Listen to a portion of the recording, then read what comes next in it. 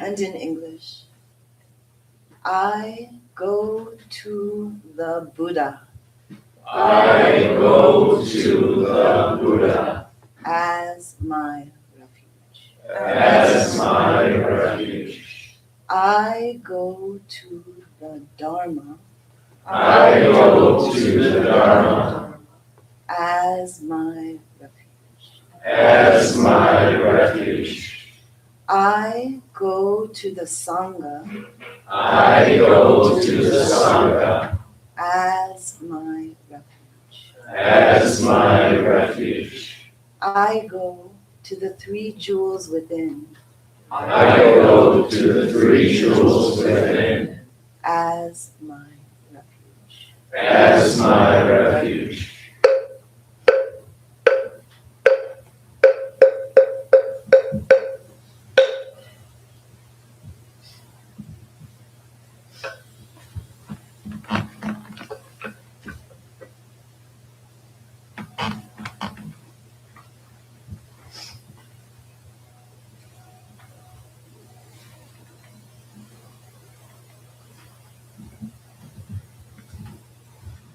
On this 22nd day of March in the year 2026, we acknowledge that this land, where our temple buildings stand, has been the home of native peoples, the Potawatomi, the Adawa, the Ojibwe, the Council of the Three Fire Tribes, and also of Black Americans.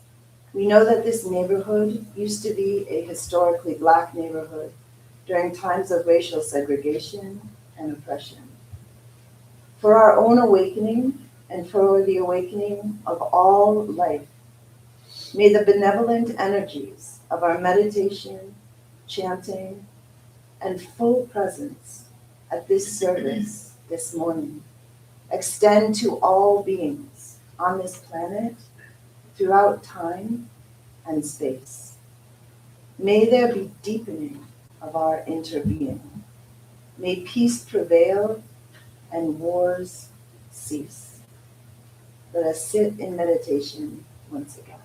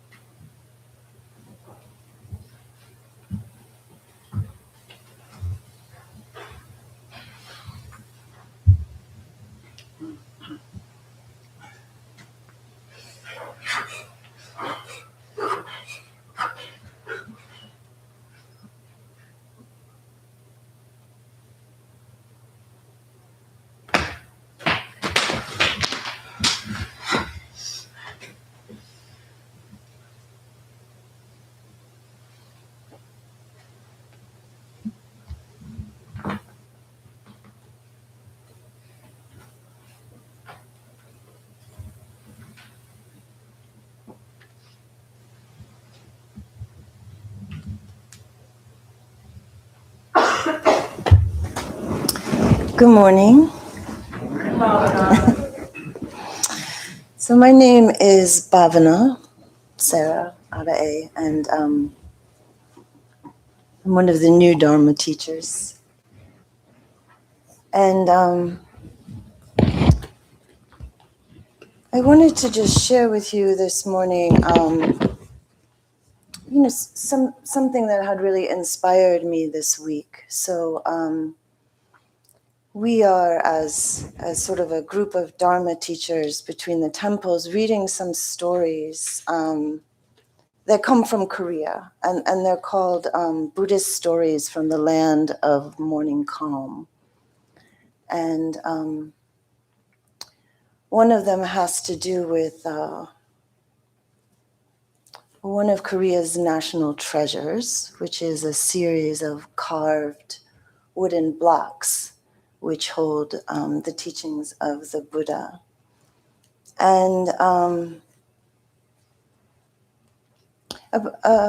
a number of years ago, I had a chance to go to a Buddhist women's conference in Korea, and we visited Haensa, the temple where these blocks are housed, and very, very large building with these beautiful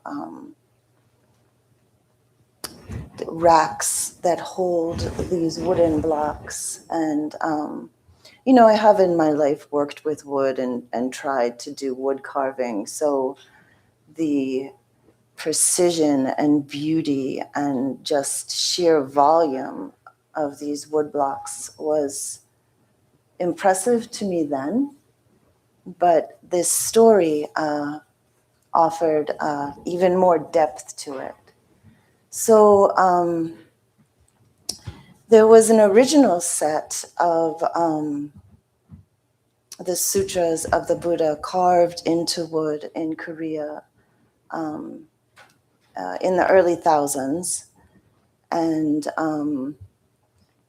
that was a long labor of love. It went through the reign of 6 different kings, and many, many people were involved. And it was a great act of scholarship to pull all of these teachings together. And then Korea was invaded in the 1200s by the Mongols. And this was a fierce and kind of long-lasting invasion. That it was said that hundreds of thousands of people were captured and innumerable people were killed, that the land was just littered with skeletons. And one of the things that the invaders did was burn the temple where these woodblocks were housed, which was, just really destroying a cultural and spiritual treasure.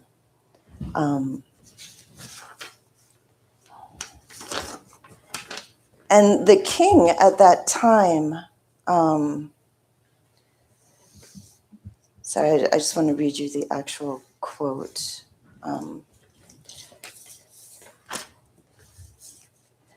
So 1236, and his name is King Kojong, and he gathered his subjects together and offered a national prayer. And at the end of the prayer, he said this.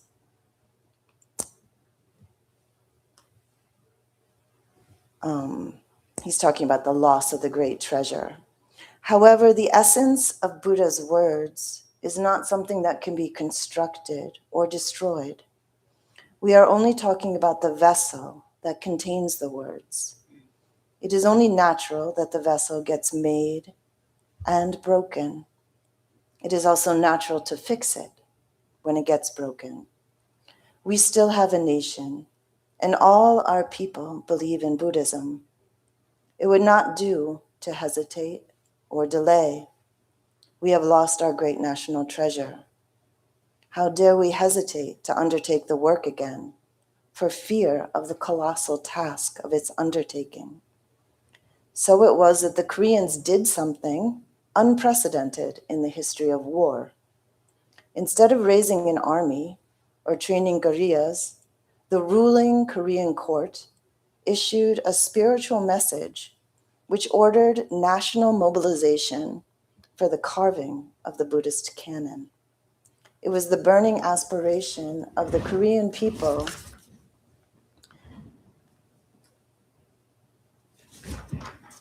to repel the Mongols and restore peace and order to the country through the intervention of the spiritual power of Buddhism. The project was not a recopy of the first version, but a new editorial venture, utilizing all of the available canonical literature. A board of scholars prepared editions for the carving. It took 11 years to prepare the new canonical texts to be put on printing blocks. In the meantime, the wood for carving was being collected. Only the very hard and durable wood of the white birch, which grew on the islands off the coast, was chosen. This wood was then soaked in seawater for 3 years so that the wood would keep itself free from worms. Then it was cut to the right size and boiled in salt water. After that, the wood was dried in the shade and planed. On the final polished wooden blocks, scribes wrote in brush ink, character after character, with utmost care and devotion. It was said that they prepared themselves by burning incense and performing prostrations. Then they sat in upright meditation postures and proceeded to write, mindful of the miseries of their people under the Mongol hands. Then it was the turn of the carvers, who devoted themselves to the work no less wholeheartedly than the calligraphers. It was as if everyone were engaged in a great Yongmen Junction, a great meditation retreat, with a strong sense of urgency. It is written, the editing work was a masterful job of scholarly effort. When finally edited, corrected, and carved, the set of blocks numbered 81,258 plates. Each was carved on both sides with 23 lines of 14 characters each. The calligraphy was excellent, the layout such that all the characters appeared in large size. The blocks measured 2 feet 3 inches in length and nearly 10 inches in width and more than an inch in thickness. Xylographs from these blocks have played a major role in the modern editions of the Buddhist canon, serving as the basis for 3 versions of the canon published in Japan. Thus, our present-day Buddhist studies owe a great debt to the great efforts of Korea at this time when they were under siege. So I really, really love the picture of the whole country being in kind of a Yongmin Junction as they work to recreate this national treasure and put the works of the Buddha onto these plates of wood. And I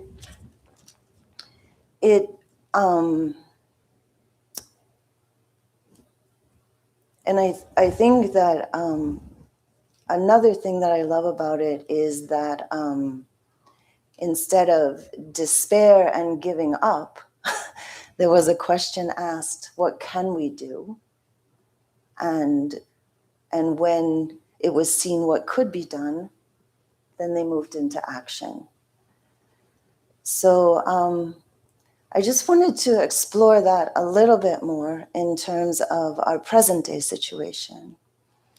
So there's a place in the sutras where the Buddha is challenged by a general who claims that the Dharma taught by the Buddha is mere passivity.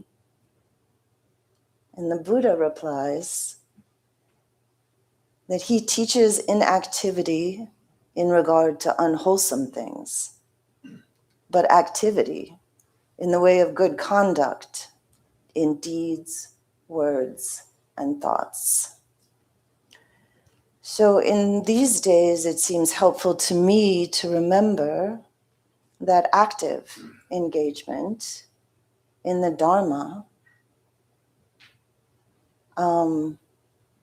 is possible and powerful. So I want to just explore that with one of the aspects of good conduct that we've been exploring together in our monthly meetings. So we've been talking about tolerance, and tolerance is one of those things where it seems as though its near enemy is potentially apathy and despair, right? So in Buddhism, we have these virtues, and then they have their opposites, right? So the opposite of tolerance would be like hatred and prejudice, but they also have their near enemies. So ways that these virtues are sometimes taken on that still holds like what's called like the scent of ignorance or greed or aversion. So with tolerance, its near enemy could be despair or apathy or cynicism. And I just want to take a moment to explore tolerance in a way that I think the Buddha is asking us to take it up, that activity in the way of good conduct, deeds, words, and thoughts. So tolerance can be something that we practice when we're on the cushion. So we can sit on the cushion and just be in the midst of bliss, or we can be in the midst of discomfort, right? And our task as we as we take it up to sit, is to be still with that, right? Like we choose to sit with whatever is happening as we meditate. And we learn from that. You know, sometimes we really, really want to itch our ear and we choose not to. And we realize, like, after a few minutes, that we're actually okay. It doesn't itch as much anymore, and, you know, we sat through that one. Sometimes there's a pain in our leg, you know, and we're like, I think if I don't move my leg right now, it will fall off. But then that also, like, comes to a crescendo and disappears. And we recognize, oh, I can actually choose sometimes to sit through things that are uncomfortable. This can be seen as the practice of tolerance. So I teach in middle school, and it can get really, really loud. I personally don't like it. Like, I don't like it that loud. But I have worked on tolerance so that my response to sudden loud noises is not making a sudden loud noise back, right?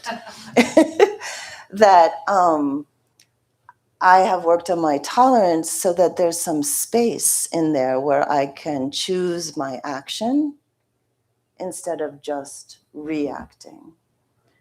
So in the Buddhist teaching, sort of this space that we create by watching what comes up and not immediately reacting is the space of freedom.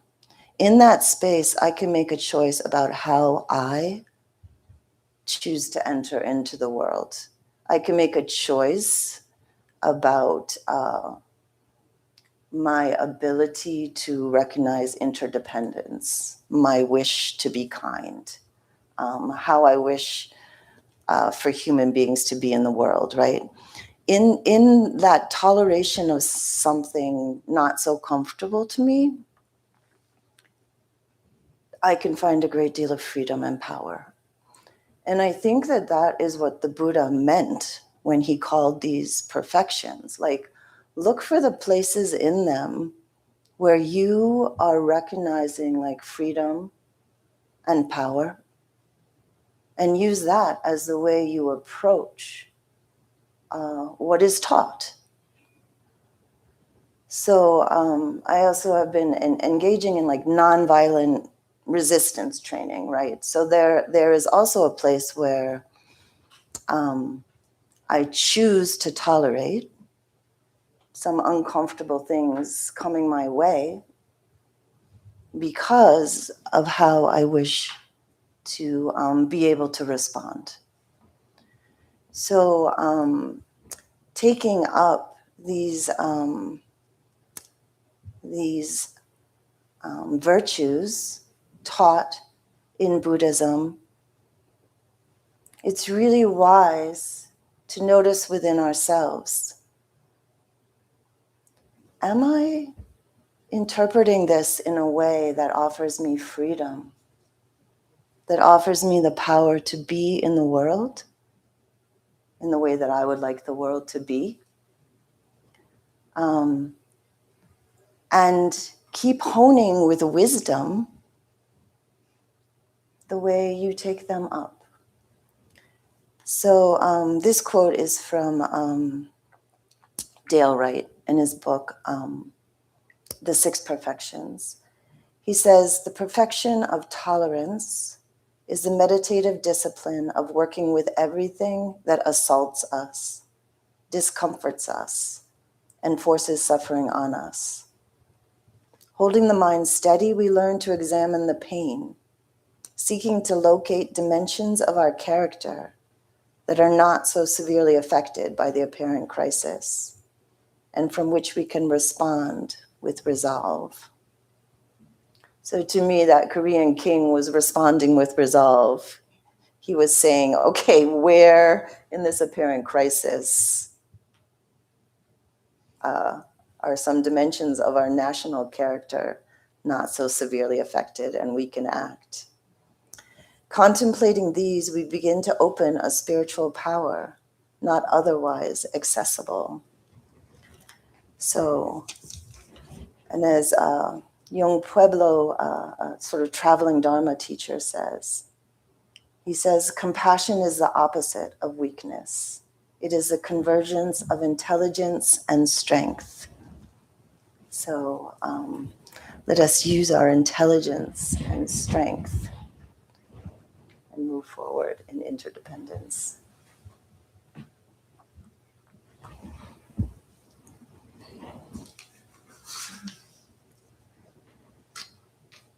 So we have some time now for any comments or questions or words of wisdom.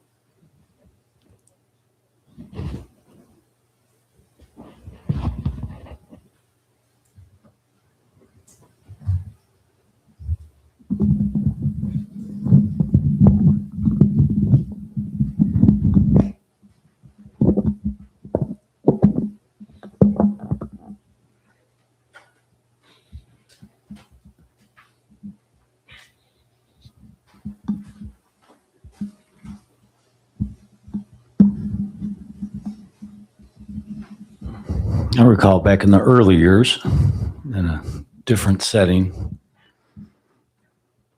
Sarah and I had to exercise and learn a lot of tolerance, a lot of patience, a lot of everything leading up to what she more so experiences these days in the practice.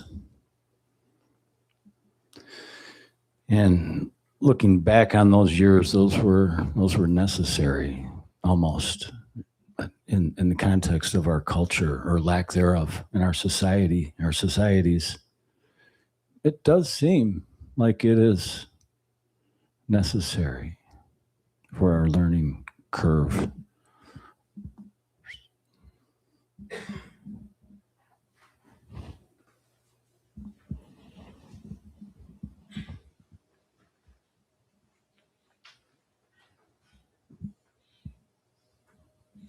Yeah, I wanna say one comment is the teachings of Buddhism, and non-self, interdependence, and the meditation that gets us there, achieving that, to me, I feel like are the ultimate call to action, because if you're only focused on yourself, if your life is all about yourself or about some limited set of the world, it's really it's a very relaxing life. To me, I wish I can think that way. That would be very nice. And what we see is that in this part of the world, especially, we have the privilege and the responsibility, because we're able to change the world more than, let's say, a poor beggar in Cairo, right? This teaching is very, very important, because otherwise we see what we see right now, and nobody's doing anything about anything. So yeah, thanks.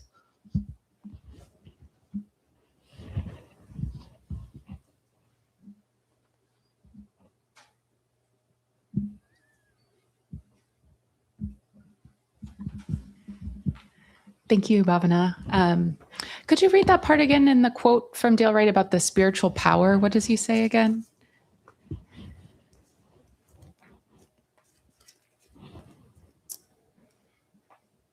He says, contemplating these, he says, seek to locate the dimensions of our character that are not so severely affected by the apparent crisis and from which we can respond. And when we contemplate these, we begin to open a spiritual power not otherwise accessible. Thank you. Yeah, I was just thinking, so we've been working with this book, as Bhavana mentioned, in our training program, and we spent a fair amount of time kind of talking about this quote. And I wonder if you wanted to say a little bit more about this concept of spiritual power. Like, what do we think that's pointing at? Sort of, how do we know if we've located a little bit of that? Like, what does that maybe feel like? Thank you. So in the story from 13th century Korea, it sounded like maybe the whole country had accessed a little bit of that spiritual power, that things were very uncomfortable and dangerous, and yet they were moving in a way that inspired them and that they believed in. So for myself, I would say that accessing that spiritual power means that when I respond in a way that I have chosen to, instead of reacting out of a wish to move really quickly out of discomfort, it allows me to keep a certain joyfulness and energy with which to approach whatever the situation is. And the Buddha was very clear, like these principles can be adapted in an infinite number of ways. It's not a set of rules about how to approach a situation, but some principles to investigate and take up. So I would say that, you might recognize that it's working if you have a sense of freedom and a joyfulness. Yeah. Thank you.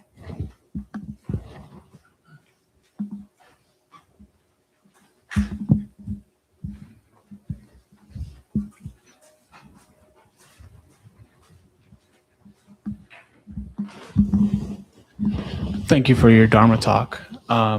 This talk makes me think of how I've been interacting with media and news, particularly about the world.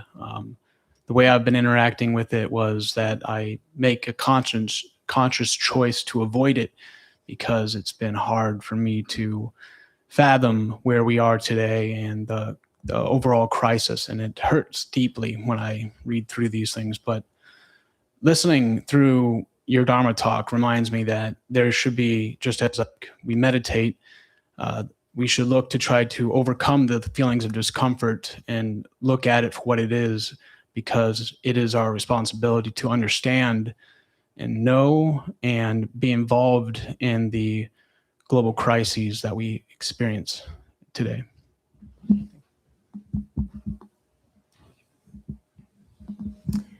So always with wisdom. So tolerance does not mean tolerating harm done or harming ourselves, right? It means wisdom as to how to practice that tolerance. So finding ways that we can enter into the world and be helpful, yes. Inundating ourselves with things that will overwhelm us, potentially unwise. Yes, thank you for your Dharma talk. And one word you mentioned just a minute ago to Jock was the word of joy. Mm-hmm. In my practice, I learned to feed off the joy of others because I can only bring joy to them. I cannot harm myself or anyone else intentionally. My teacher told me decades ago, we come to observe, we're never disturbed. He says, nothing comes from the outside, young child. It all comes within you. So he said, find the peace, the joy, the serenity, the compassion, the empathy for the suffering right within you. And that's how I live my life. I wake up with pure joy in my eyes every morning.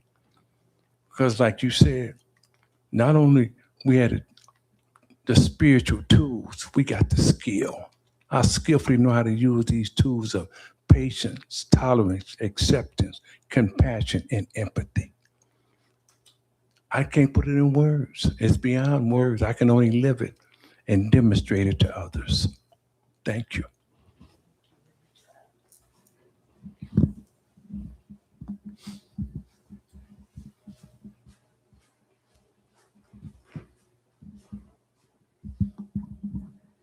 Yeah, this talk really reminds me of, I think it's a somatic therapy practice of expanding your window of tolerance. And so there's a sense of, oh, this is uncomfortable for me, so I turn away or I avoid. And the opposite of that is just kind of plowing through moments of discomfort. And then that doesn't really build an attitude of continued engagement because it hurts. And so when we think of expanding our window of tolerance, there's an idea of engaging with discomfort in mindful ways so that we slowly expand our window of tolerance to become bigger and bigger and bigger, ideally so that we can tolerate greater and greater discomfort, but also that the discomfort lessens. And so I think that this talk really reminds me of what it looks like to expand our window of tolerance in those mindful ways. What does it look like to maybe step outside of our comfort zone or, experience uncomfortable things that are going on in the world in ways that embolden us, but also build our window of tolerance to engage in greater and greater action. But I'm not in the recovery community, but I often think of the serenity prayer as well, and the idea of the power to change the things that I cannot accept. And I think that that is something that comes to mind a lot with the state of the world as well. So thank you.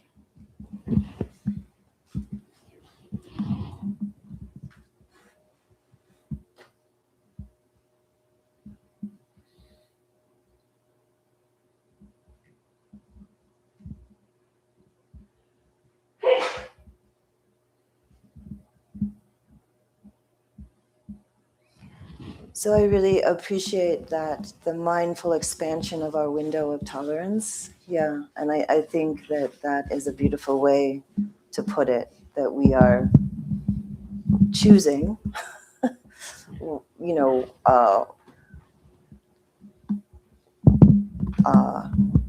mindfully how we are expanding our tolerance, because there's something that we're building in there, something that we're wishing to bring into the world, not to mishear it as like a discomfort is good, or but to know that this is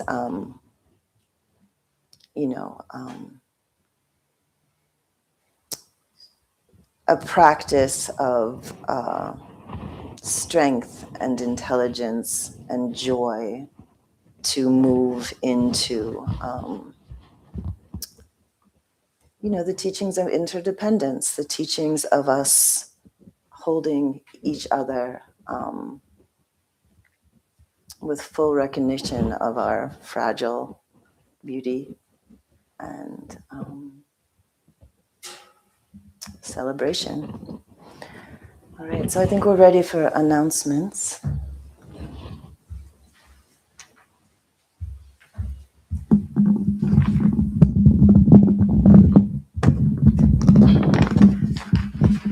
Hi, thank you for joining us today and welcome to the new ones. We have many new faces and we are grateful for that. Public services are offered every Sunday at 10. Families are welcome, especially on the second Sunday of every month when we have a Dharma talk geared to children and a mindful parenting discussion group. Our next family service is on April 12th. And from now on, we will be locking our doors when the service begins. If you come, we would like you to come early, but if not, then we will, the greeters, as myself, will be in the door and we will let you in. After service this morning, you are also invited to stay with us and gather for tea. We can have some conversation and meet each other. Next week, we have Parinirvana Day. Will be observed on March 20th. Mark your calendars and plan to attend this day. We will commemorate the Buddha's death and transition to complete nirvana and remember his teachings. We also have practices during the week. We have Qigong with Samatha. They meet every Monday at 6:30 p.m. until 8 p.m. Qigong is a traditional Chinese medicine practice that blends intentional movement, meditation, and breathing. We have yoga with David Black. They meet every Tuesday from 6:30 to 8 p.m. Beginners and experienced students are welcome. Our next beginners Zen retreat overnight meditation class will be offered March 27 to 28. The course includes everything you need to know to support your home practice and prepare you for the temple membership. Art and meditation retreat is from April 8th to the 12th. 4 days and 3 nights of arts, crafts, and writing, meditation, and Dharma. Strengthen your practice and get in touch with your creative side. If you need more information, you can talk to any of the Dharma teachers that are wearing gray outside. I'm wearing gray, but I'm not a teacher. Yeah. I'm a teacher, a learning student. The temple is entirely supported by your generous donations. There is a fishbowl here in the lobby for monetary donations, a PayPal QR code, as well as an electronic credit card device. Thank you. Great. So, Oh, yes, I'm sorry. Recovery Dharma will meet at noon today in the historic Buddha Hall, the yellow building right next door to the library. And I want to make a little plug for Tuesday night yoga. It is quite an extraordinary yoga session. It's not high style, tight spandex, woo-woo music. It's not that kind of yoga. It's meditative. Okay. It's quiet. It's silent. It is very, very beautiful. It is good for your body and good for your mind and good for your body-mind. And last week it was only me, and so I just wanted to invite everyone else. It is a very beautiful class, and there really is nothing else like it. I'll give one more for theirs. We have another Sangha at the Women's Huron Valley Prison, and one of the members painted a Buddha and very beautiful. has taken the precepts a couple times and is being released soon. Oh, wonderful. Jaro, power to Jaro. Just keep the women there in your mind and heart. Yes. So we're I'm gonna say the 4 great vows. So, Can you just talk about that we're going to have a Sangha tea once a month? Jesuit, could you? I was gonna say, today we have a special tea after service today, from 11:45 to 12:45. We're gonna do a little bit of a check-in with our Sangha, our community. We welcome anyone to come and join us. This will be it'll be a little bit informal, but we will kind of be sitting around here. We have snacks. I know it's getting to be lunchtime, so we'll have a snack. We'll have some tea, and we'll have one of our new Dharma teachers, Bhavna, there as well. So it's just an opportunity for us, for Temple, to learn from our community, and the community to learn from us, as well as the community to learn from each other. So I hope you guys can join us. I just wanted to say that she has not been able to be around for a while, but she serves on our advisory council and has been a member here for many years. And so she's back because her kids are all in college now.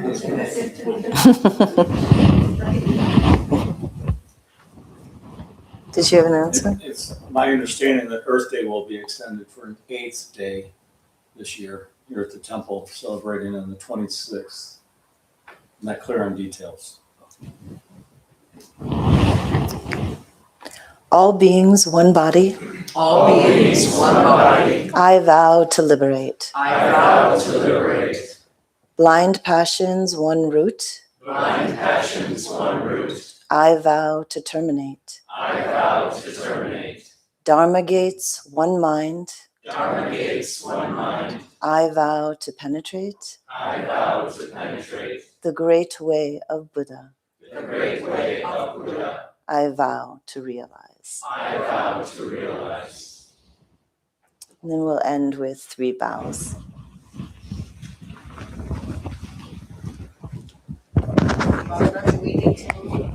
We do, but I think I announced that after the vows, according to my